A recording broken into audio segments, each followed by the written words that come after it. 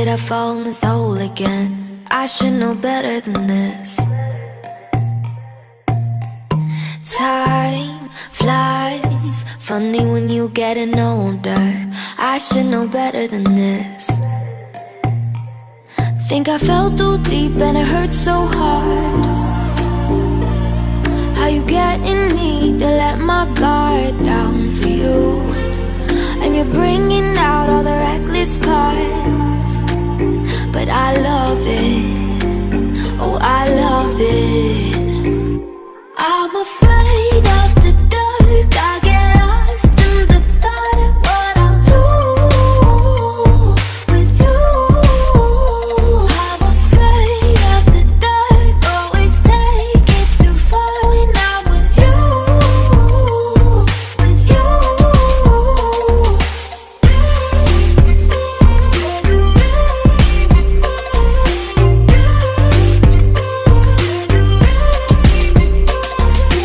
Oh shit, I feel like Alice.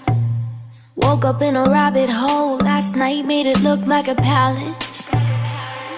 You broken, even though I left my door open. Now I'm taking sips of your potion, take control of all my emotions. Think I fell too deep and it hurts so hard. How you getting me to let my guard down for you? And you're bringing out all the reckless parts.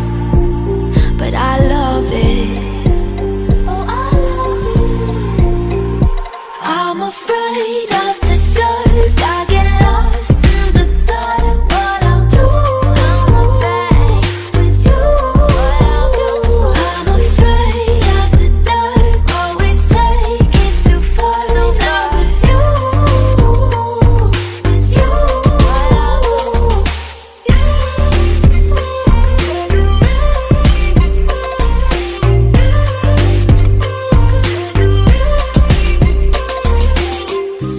I'm afraid, I'm afraid.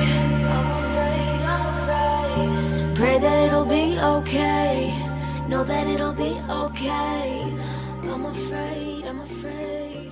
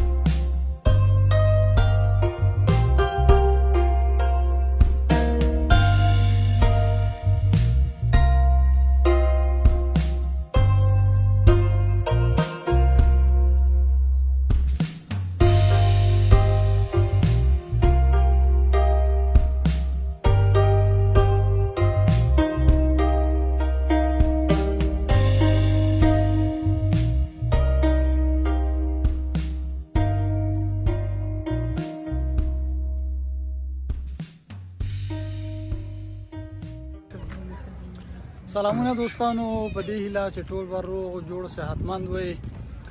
دا و زموږ یو شارټ کلیپ چې تاسو ته مو تیار کړی و په نیو جرسي کې د افغان مهاجرینو کم مو تاسو ته در وښوده چې څه رقم یو ځای دی او افغان مهاجرین څنګه زندګي کوي.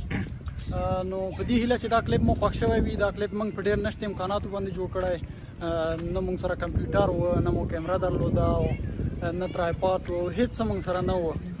نو دا ویډیو مو په همدغه یو موبایل باندې هم شوټینګ کړی، هم مو ایډیټینګ کړی، هر څه مو په همدغه کړي وو. دا موبایل مو دا اوس هم په یو لرګي پورې تړلی.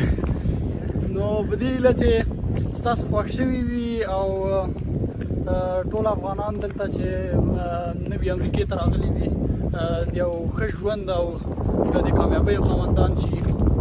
نو زما زه خپل خبرو ته همدلته خاتمه ورکوم. اجمل جان به تاسو ته خپل خبرې واوروي چې مین کرکټر یې موږ سره لوبولی. او سلامونه او نیکې ښې، خدای دې وکړي چې روغ او جوړ وئ. دا سره کوم چې لکه شفیع زما ګران ملګري درته ووایي چې په نشته امکاناتو باندې موږ د یو شارټ غوندې فلم جوړ کړی دی د یو افغان مهاجر په ژوند باندې چې مطلب دلته روزمره ژوند سره کوم په نیو جرسي کیمپ کې. نو امید لرو چې خوښ شوی مو وي. او د نوي افغانان چې څوک راغلي دي دلته په هر سټیټ کې چې وي کامیابي غواړو او د یو نوي ژوند د خوشحالۍ په هیله زما له طرفه هم سپیشل سلامونه ټولو ملګرو ته خدای جل جلاله دې وکړي چې ټول به روغ او جوړ یاست ټول هغه ورونه چې نوي امریکې ته راغلي دلته نوی ژوند پیل کړی دی ټولو ته د خوښۍ او د خوشحالیو ډک ژوند غواړم مننه کور مو ودان زنده باد افغانستان تل دې وي ژوندی دې وي It's been a long day without you, my friend, and I'll tell you all